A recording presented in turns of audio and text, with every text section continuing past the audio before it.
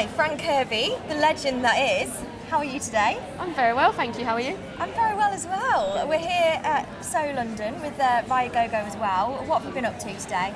Yeah, obviously to be honest, it's been learning for me to learn everything around, the ticketing system and the crowd growth and how far it's come in the last few years, and obviously Viagogo really trying to push that and try and push that narrative in terms of how can we keep progressing it in the way it is. Obviously, when I first started to now, it's a massive change.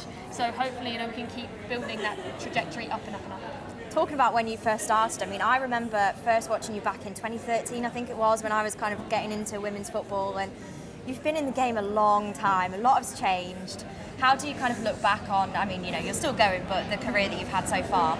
Yeah, I'm really proud. I think, when everyone used to ask me while I was obviously playing for the Lionesses, and they would always be like, do you ever just take a moment just to reflect and just think, wow, you've done pretty well? I was like, no, I never have, because you're always on to the next thing, whereas now obviously taking that step back, and it's been a few weeks now since obviously making that announcement, it's been a moment of kind of looking back, do you know what, I actually did all right. I played in quite a few tournaments, I scored in every tournament that I went and played in. Incredible stat. Yeah, so, when I stand here now and I'm talking about it, you can feel it. You know that you're proud of it, and you can look back and be one time, tell the grandkids, you know what, I actually used to be all right back in the days. More than all right. It's been over a decade that you were obviously playing for England, and you've obviously stepped back now. How tough was that decision to make? Yeah, it was a decision that I've been thinking about for about a year now, and I was having multiple conversations with people who I was close to in terms of understanding how they saw me and where they see me, and that was really important for me because I wanted people to be honest, and I was under no naivety to not know where my body was and where my mind was going into these things. And yeah, it was a really tough decision. Obviously, I dedicated the whole year. I said at the beginning of the year, you're going to give everything you can to go and be in a Euros, and I can stand here and say that I completely did that in every aspect of last season. And for me, it wasn't enough, and that's absolutely okay, because I know what an amazing career I've had. I know everything that I gave in the past year to get there, and I can walk away from my England career with my head held high and be very, very proud. But it was sad, obviously having that conversation with SARINA, and she was quite a bit emotional about it as well, because we've worked together for a long time.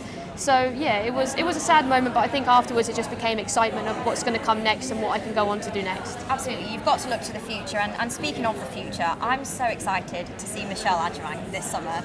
We saw her debut, 41 seconds in, she scores an absolute screamer. Obviously, you, Mary and Millie is not available for the tournament, and some people have kind of been saying, we'll miss those experienced players, but I'm so excited to see kind of the change in the guard and the new players coming in. What's Michelle like both on and off the pitch? She's great. Off the pitch she's quite quiet, but if she needs to speak up, she'll speak up, which I think is good. She wants to learn. She wants to improve, and for me, when I've been in training with her and been, obviously her as a 9 or me as a 10 or whatever, you can talk to her in a game and she'll listen and she'll take it on, which I think is a really important role as a young player coming in, because you need to follow that guidance of players who have been there, the experienced players, and take everything in. And for me, watching Michelle, for me, she's going to be a massive part of England football for the next however many years, whether it's this tournament now or for the future. And I think that's ultimately why SARINA's taken her, to give her that experience now. If you want a goal, you can probably put her in.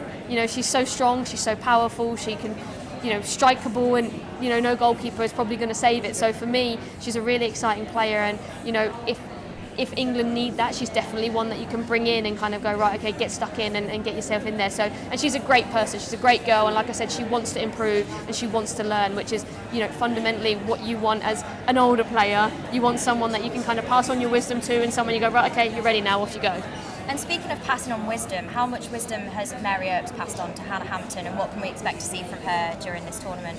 Yeah, look, obviously, Mary has had her journey with the Lionesses, and it hasn't always been roses for her, and I think the way that she kind of transformed the women's game and the women's goalkeeper look was incredible, and obviously everything that she fought for off the pitch and on the pitch, and bringing out her character and her demeanour on the pitch, obviously showed a way that a goalkeeper can be on the pitch. I think you see it a lot in the men's game, but for her to kind of take that role up as well, which I think was really cool to see. And obviously she worked with Hannah for a long time, so Hannah's obviously been learning from her. She's been watching her and achieve amazing things in the Euros and the World Cup. And Hannah is someone who's she's played at top level for a few years now. She's played for Chelsea, one of the best teams in the country. So it's not like she's a young girl coming in who doesn't have experience. She has that experience of playing in Champions League. She has that experience of playing in finals. So, she already has that. So hopefully, she can bring out that confidence into the game. And we all know what a fantastic goalkeeper she is.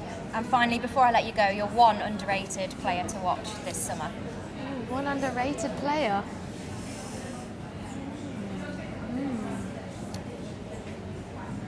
That is a good question, because I think, especially in the England team, I think everyone is rated in the team. I mean, as players, Can be England or elsewhere. Yeah. Who have you got your eye on?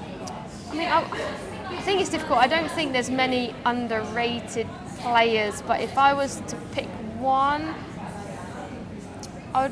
she's not underrated because she's just signed for Lyon, but I would say Julie Brand, who plays for Germany. I think she's a fantastic player, but obviously we don't hear much about her over here in this country, but I felt when we played them at Wembley she was electric, and probably didn't get the plaudits she deserved for that game. So she's not underrated because she's gone to sign for one of the most successful women's teams, but I would probably say her. Fran Kirby, thank you so much for speaking to us today, and hope you have a lovely summer ahead as well. Thank you.